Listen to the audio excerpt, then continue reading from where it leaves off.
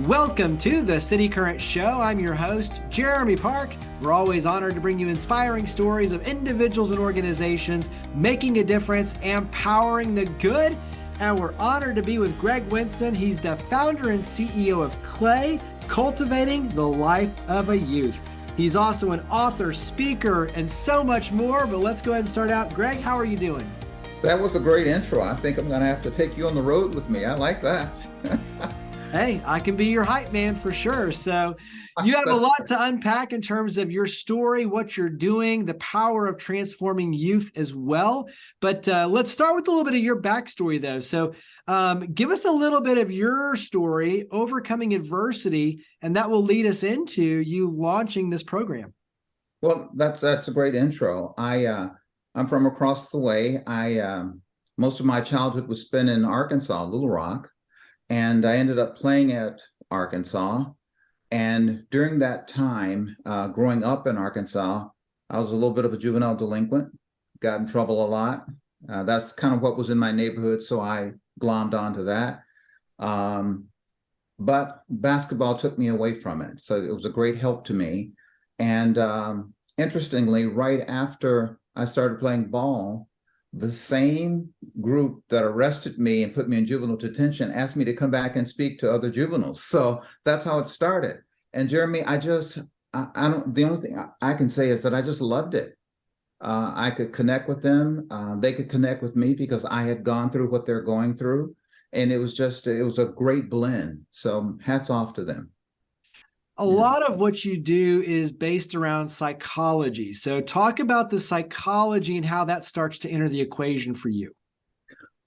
Yeah, that's a great segue. I think the thing that helped me the most was changing how I looked at the world, how I thought about things, and what I saw as possible for me. Because before that time, I thought the only thing that was possible for me was in my neighborhood. And just the expansion of that helped me, so much so that I majored in psychology. I had a dual major. I was pre-law and psychology.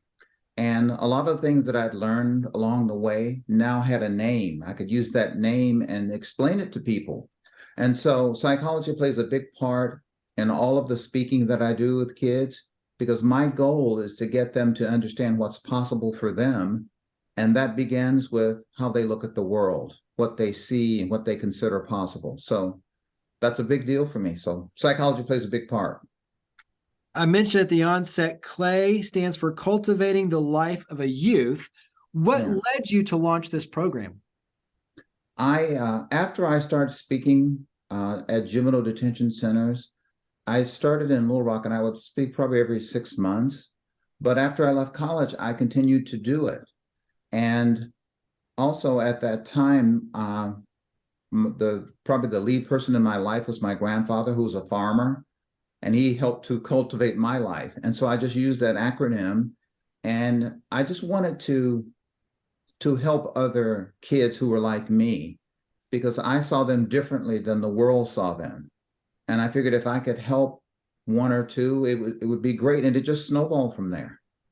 So that's what started it. So go ahead and start diving in. How does the program work? Well, we have a program we call Ascension, and it means that we're going to take people up to a higher level. And there are a couple of components that I've added over the years. One of the components is that I feel that crime can be taken away if there's economic development. So in addition to the program, I believe that my ability to speak to companies, get them to give jobs and internships and help mentor these kids is a big part of it. But here's the thing that's different, Jeremy. When they go through Ascension, it helps them emotionally. Like if I took a kid from the ghetto and just put him in any corporate job, chances are they would fail because the emotional content is not there. And so the psychology part that you mentioned earlier helps me grab their emotion and give them the tools to grow quickly. And that's been sort of the hallmark of the training, that is focused on psychology. I have tons of aha moments with these kids where they didn't realize something was there, and it gives them a confidence to move forward. Give me a little bit of a success story, something that stands out. You don't have to name names, but kind of paint the picture. Give us the illustration of how the transformation takes place with the youth. It just happened. Let me give you one. There was a kid in Los Angeles whose brother was involved with a gang. The kid came to my program, and one of the first tools that I depend on is something called a scotoma. A scotoma, we all have it. It's a learned blind spot. It's we don't see the world based on what our eyes tell us. We see the world habitually, that we train ourselves not to see something. So when I started with that concept, I went into 4 others, and it changed the way that this child looked at the world. And the end result is he recruited his brother to come to the program, which took him away from that environment of gangs. And he was one of the first kids that I placed in a new job. And it was miraculous because the younger kid wasn't old enough to take the job, but his brother did. So that was an amazing story for me because it not only did I help the younger kid, but it caused him to have his brother come in. So big deal. Absolutely. So you've got training as a piece of this. You've got the engagement. You've got apprenticeship. Kind of paint the picture of where the magic really starts to happen, because to me, it happens at all levels, but where does the magic really start to happen on your end with all these different kind of engagement opportunities? Well, that is a great question also. I think, Jeremy, the magic starts to happen the moment that child realizes there's more to them than the world sees. And that helps me with helping them to build a vision. So here's how I use motivation. I believe that most people are governed by their thoughts, and the average person has 50,000 thoughts a day. But if you take a kid who's in a negative environment, 95% of those thoughts are going to be negative. So when I create a vision for that child based on what they want to do, the thoughts that they have are about the vision, not about the debris that surrounds them. So that's the hallmark of the training, and that's where the magic really starts. You mentioned Los Angeles, obviously, for the success story. Talk about geographical footprint, online versus in person. How does it work? Well, the benefit that I see here in Memphis is that I'm working with other nonprofits because this is a brand of training that they don't have. And I give it freely. I want to make sure that I can put the training out there that their kids can pull from the emotional content that I know is there. And in doing so, all these events are live. And after the live event, we do mentoring. If you look at groups that you may know, like Young Presidents, Vistage, Entrepreneurs Organization, even City Current, they meet monthly. So our program is everlasting. If a kid goes through our program, they can still come to the monthly meetings. And in those meetings, the energy is about helping each other and showing what success they've had. Someone else may have a thing that they're trying to do. Someone else has already done it and they can give advice. And we feed them. That's the big thing. We offer food. So those things combined keep the program going. So that's where the magic really begins to happen. So you mentioned with the companies offering the apprenticeships, the job opportunities. Talk about how companies and groups can plug into your efforts, because obviously for what you're doing working with nonprofits, there is a cost. And so for corporations to be able to come alongside and help underwrite your efforts, there's a piece there as well. So talk about how organizations can support your efforts. Well, there are a number of ways that companies can support. The first thing I try and do is create these citizens, these productive citizens. And as you know, there's a big hiring crunch right now. So I can actually help them by getting them people they feel comfortable hiring. That's number one. Number two, I think it improves how people view Memphis. Like if you look at how the stories are printed about crime in Memphis, very rarely is there a humanitarian story. And I think the rest of the United States focuses on our crime because we focus on it. So what I want to do is create these stories so that the companies that I'm dealing with can recruit more, they can feel safer in the city, and everybody wins. And the third thing is always money. There are a number of ways that they can contribute. Financial is always good because we're a nonprofit. We take that money and use the money to train, and it's not something that's a mystery. They can come to the training, they can see the videos, but I'll go where most companies won't go. I'll go to Raleigh and train.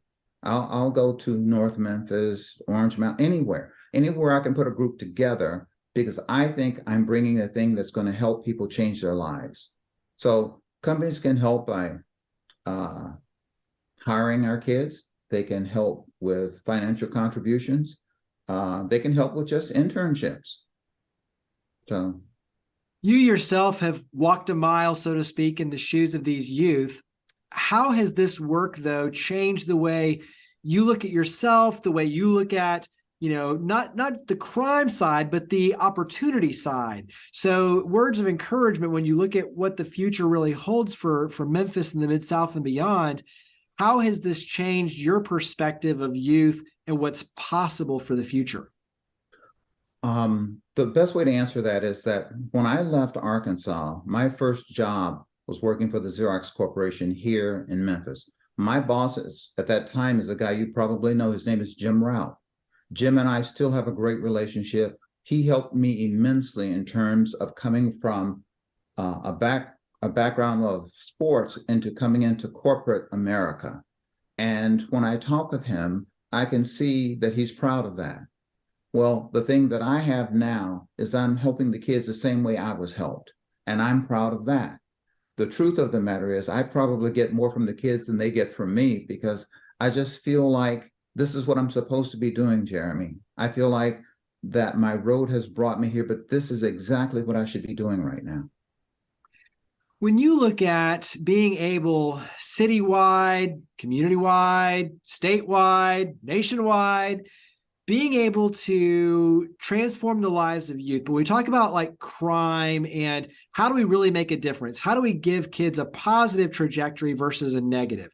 And I think everything we're talking about is a very important conversation for the larger community to understand. One, there are people just like you and organizations doing amazing things that are positive, powering the good that we need to shine a bright light on and be engaged in to help lift your efforts and accelerate the efforts. Two is using this as a model to say, okay, here's how we can do even more. And so carry that into, for the larger community, the context around this idea of encouraging, equipping, empowering youth in a positive trajectory. What do you want the community to know around the importance of the work you're doing? The main thing I want the community to understand is something that's been shown to them. Years ago, there was a plant here called Firestone. And if you look at Firestone and the neighborhood around it, it was flourishing. Well, Firestone closed. What happened to that neighborhood within 7 years? It was crime-ridden. So economic empowerment kind of disrupts crime. So I want the community to know that we can have all these remedies, whether it's increasing the police force or being tougher on crime. Nothing helps crime like economic empowerment. If someone has a worthwhile job, it changes how they look at themselves. It changes how their family looks at them.